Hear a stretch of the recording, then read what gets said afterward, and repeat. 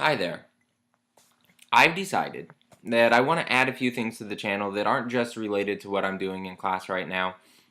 Maybe something that I can play in class on a rainy day, or maybe something that it's just going to be up on my page, and if somebody wants to watch it, if they're looking around. I notice I have followers now, so if somebody wants to, or subscribers I guess it's called on YouTube, if somebody wants to watch me read some poetry or whatever, that's great. Alright, so I'm going to start with a poem called After Apple Picking by Robert Frost. And let me tell you about Robert Frost a little bit, at least my relationship with Robert Frost as an author. He's one of my favorite poets.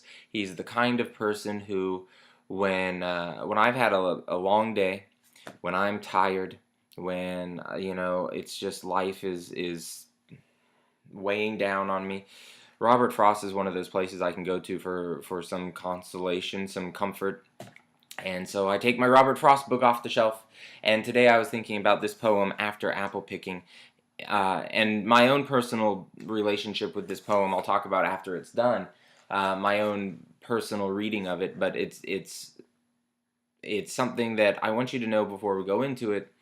When we read Robert Frost, it's never going to be just one meaning. Robert Frost is not only about what's on the surface. You have to look below the surface and understand that there's more to just the words. It's almost like an extended metaphor for a lot of his poetry, that you can read it just as like a surface level, almost like a story, but when you look at it, it's really some allegory about life or some metaphor for life. So this one is called After Apple Picking. And I'm drinking apple cider in my Johns Hopkins School of Education mug. After Apple Picking. My long two-pointed ladder's sticking through a tree toward heaven still. And there's a barrel that I didn't fill beside it. And there may be 2 or 3 apples I didn't pick upon some bough. But I am done with apple picking now. Essence of winter sleep is on the night. The scent of apples I am drowsing off. I cannot rub the strangeness from my sight I got from looking through a pane of glass I skimmed this morning from the drinking trough, and held it against the world of hoary grass. It melted, and I let it fall and break. But I was well upon my way to sleep before it fell, and I could tell what form my dreaming was about to take. Magnified apples appear and disappear, stem end to blossom end, and every fleck of russet showing clear. My instep arch not only keeps the ache, it keeps the pressure of a ladder round.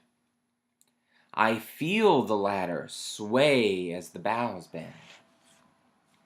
And I keep hearing from the cellar bin the rumbling sound of load on load of apples coming in. For I have had too much of apple picking. I am overtired of the great harvest I once desired. I myself desired.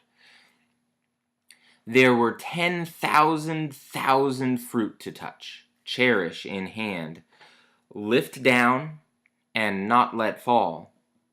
For all that struck the earth, no matter if not bruised or spiked with stubble, went surely to the cider apple heap, as of no worth.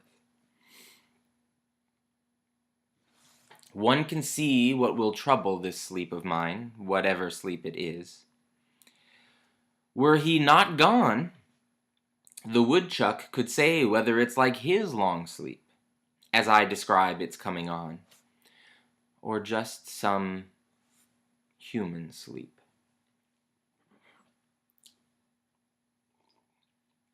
And that's it. After apple picking, it's not that long. Sorry, I misread one line there. I had to fix it. Sometimes in my brain I'm moving ahead on the line and I sub in the wrong word. You can read into this poem whatever you want. And if you study literature in college and you go beyond just what we're doing in my class, you'll learn about different ways of interpreting literature and different ways of reading it. And some professors will tell you that there's an absolute truth and there's a way to evaluate it that should be true for everybody. Other professors will probably talk to you about how you need to analyze it by looking at the biographical information of the author and what was going on in his life. And others will talk about your personal interaction with the poem.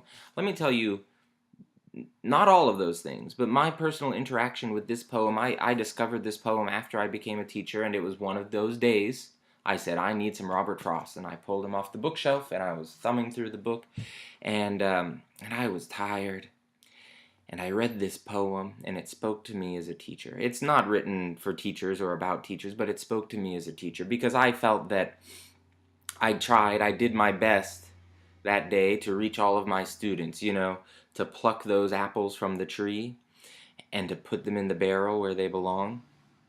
But I read this line, there's a barrel that I didn't fill, and there may be 2 or 3 apples I didn't pick. There are some students who I try to reach and I can't always get them, and I do my best and I can't always do my job.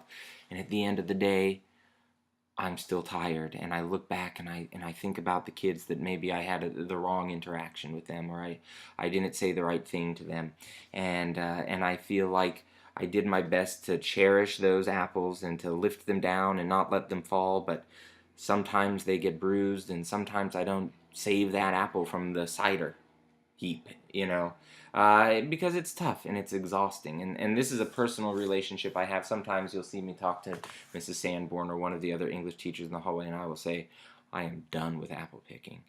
And that's that feeling that I have. So I wanted to share this one as my first of these poems that are not exactly related to our content right now.